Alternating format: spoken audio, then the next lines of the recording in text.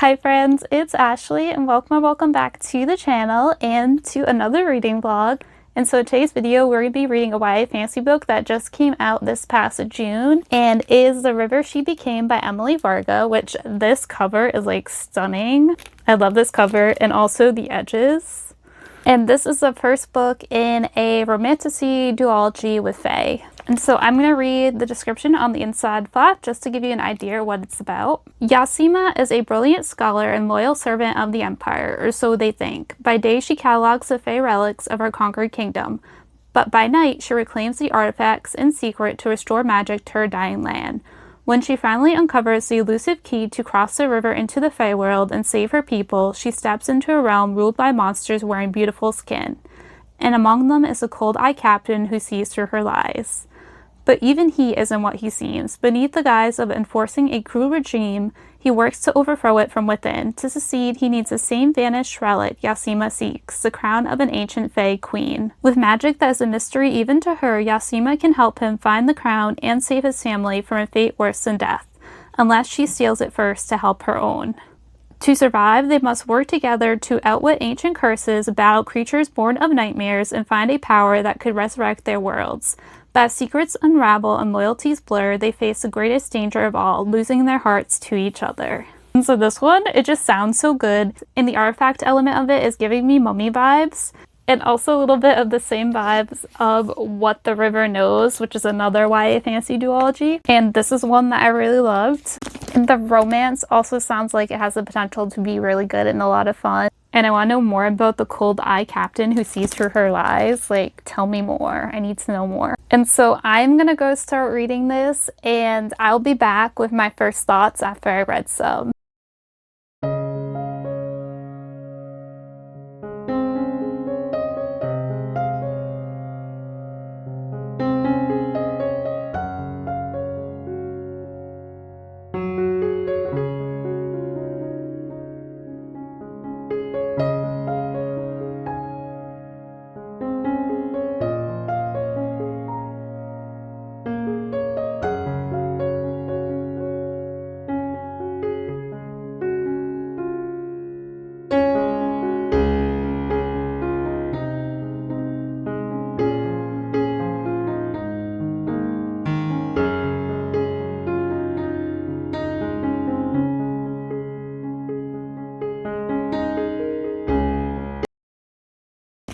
So I'm here with an update, which is that I've made it to chapter 28, page 198. So I'm almost halfway because this is about 400 pages.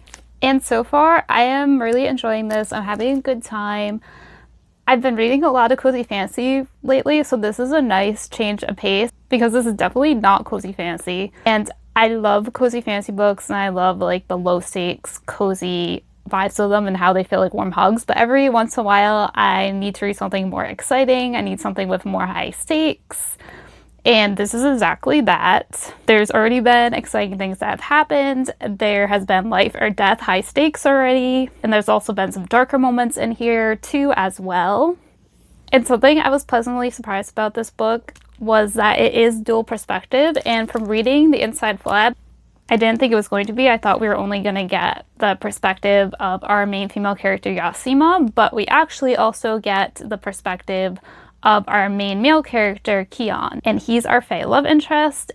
And I really do love when we get the perspective from the male love interest because I feel like it helps me get to know them better and to feel attached to them more and to form a better connection with them. And this is in first person, and so we get like his direct thoughts and his direct feelings.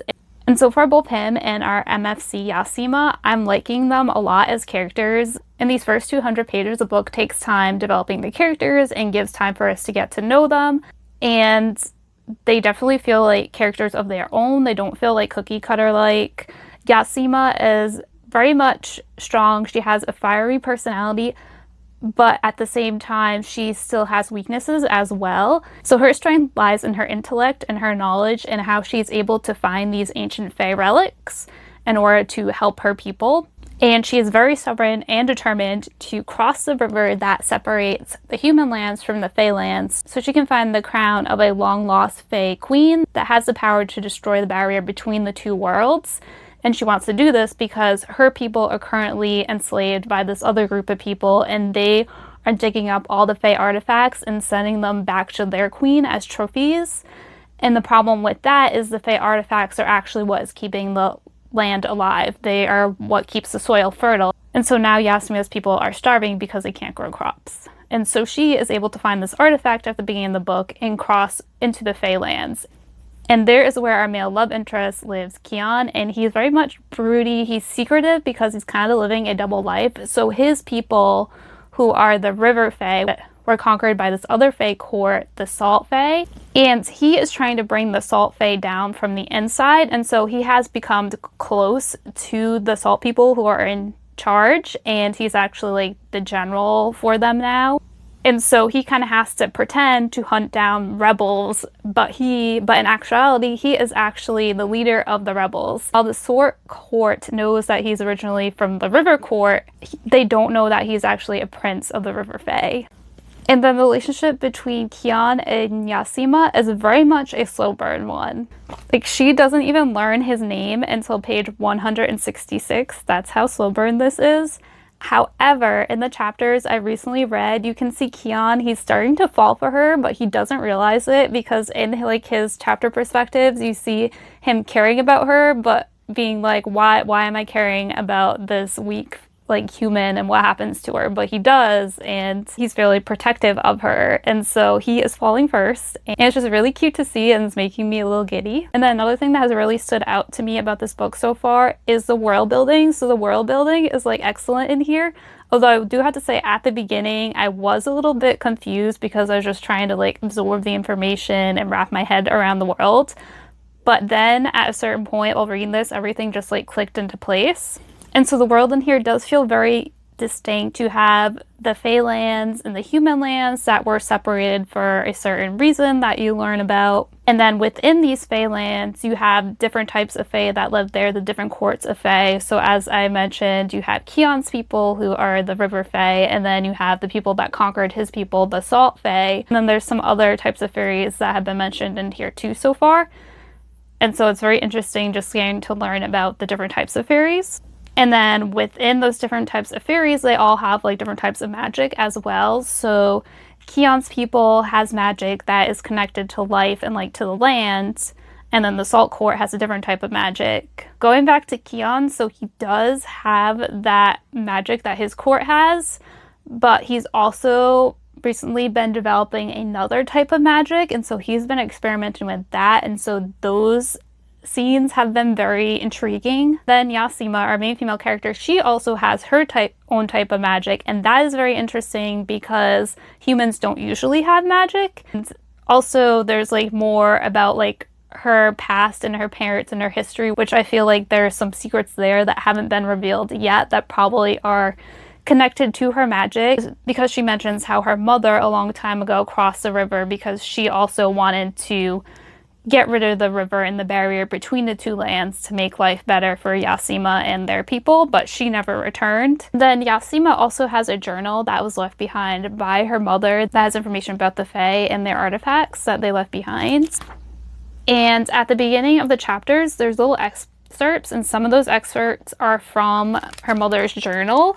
And just like the way some of them are written is like really pretty, like some of the most like beautiful writing in this book is in those little excerpts. For example, chapter 1 is an excerpt from her mother's journal, and it's about one of the songs of Astola that she collected and recorded, and it says, "We died in blood, their guns in our hands, our treasures chipped away like earth. We died in homes, no longer our lands, but oh, what did they birth?" And so it's like a little poem. And then in the chapter perspectives from Kian, you get excerpts from letters that he never sent to his family because he's been separated from his family, so he's like written these letters to them that he just never sent, just as like a way to cope with that. And so those like reveal something about him, and so that has been an interesting way to learn more about his character. And so those are all my thoughts at the moment. The latest chapter I just read was super exciting, and I feel like the plot is really going to get moving now, and so I'm excited to continue this. And I feel like this last half of the book is really going to develop the relationship between Yasima and Kian, because up to this point, like, I feel like they haven't interacted too much, but now I feel like they're being put into a situation where they're going to be in close proximity and almost forced proximity. And so I feel like there's going to be a lot of potential for the development of their relationship.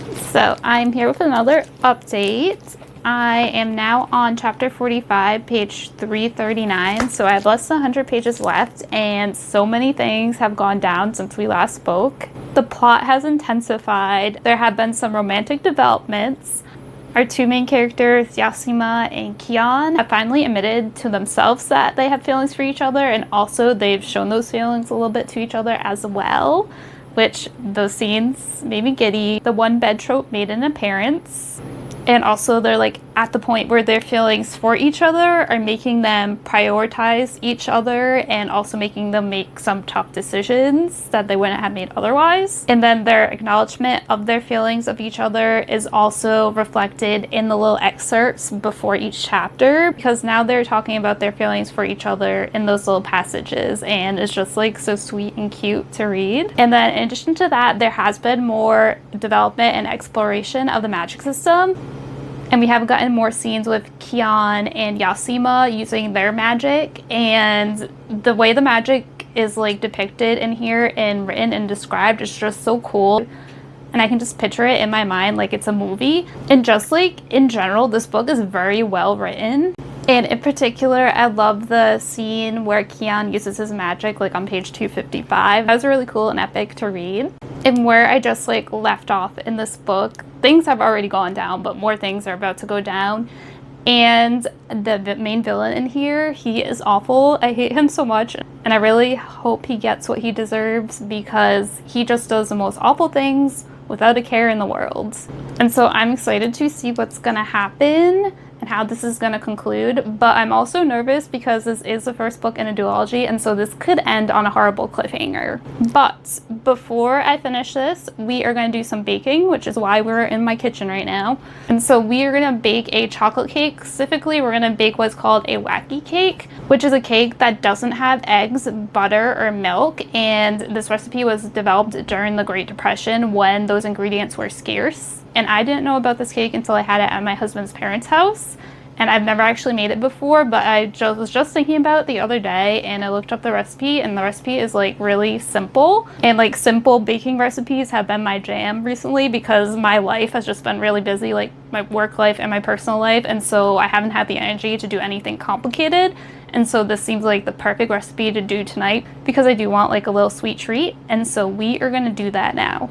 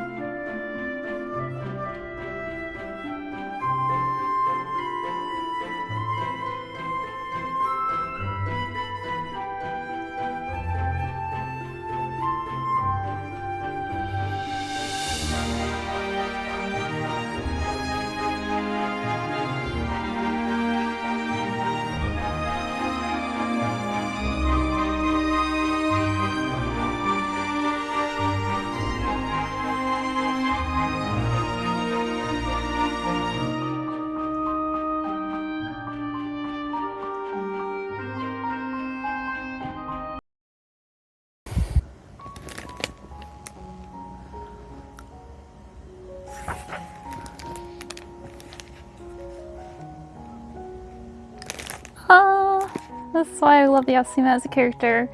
So I'm going to read this quote from page 342. I don't think it has any spoilers.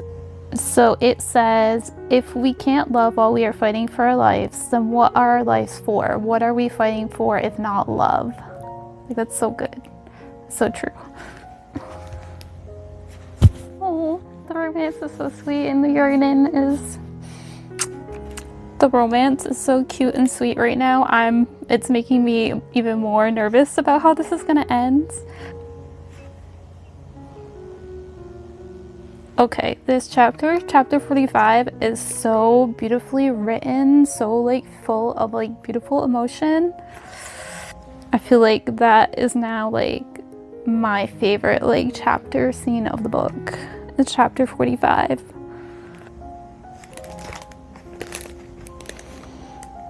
The romance is really good in here, but also like there are good side characters too and friendship moments as well.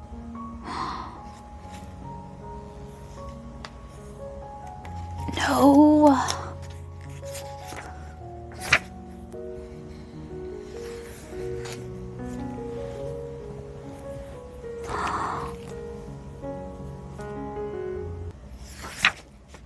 Wow. Wow, that was beautiful. I was not expecting those last 100 pages to be as amazing as they were. Like this book, those last 100 pages, before that I was thinking 4 stars, but now this is 5 stars. This is a 5-star read. Everything in this book was so well done and everything just came together so perfectly near the end. Writing in here was excellent. The characters and character development also excellent. The world building was also really strong. The depiction of like the Fae in here is like different from anything else I've read before. Like it's not your typical Fae. Like this book has its own spin on the Fae, and there's like things that are part of their history and that are part of their culture that I've never seen before in other Fae books. And so like if you want a book with like a fresh take on Fae, then I would definitely recommend this. And then the romance in here, those last 100 pages, oh my gosh, I was not expecting the romance to be as good and as sweet as it was in those last 100 pages. So in the beginning, it's like very slow burn. Like the characters are kind of physically attracted to each other, but like they're not really thinking about that. But then over the course of the novel, they start to get feelings for each other. And at first, like, they don't want to admit it to themselves, but then they do. And then just like the last 100 pages, the romance is so sweet. And there's like the tiniest bit of spice. It's not really much at all. It's pretty tame, and I would say like it kind of is just like fade to black. And then our main characters, our main female character Yasima and our main male character Kian, their characters are written so well. Like Yasima is a strong female character done right, and I love how she is strong, but also how she has so much compassion, and how that could kind of be seen as a weakness. But I really love that compassion of hers and how she'll like help anyone who's in need, even if she doesn't know them very well, just because it's the right thing to do. I love that compassion of hers, but yeah, like at the same time, she's also really fierce too, and she will stand up for what she believes in. And I love that side of her as well.